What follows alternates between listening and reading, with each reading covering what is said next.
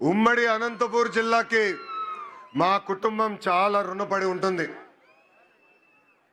విశ్వవిఖ్యాత నట సార్వభౌమ స్వర్గశ్రీ నందమూరి తారక రామారావు గారిని 3 సార్లు గెలిపించి శాసనసభకు పంపించింది అనంతపురం జిల్లా. నా మామ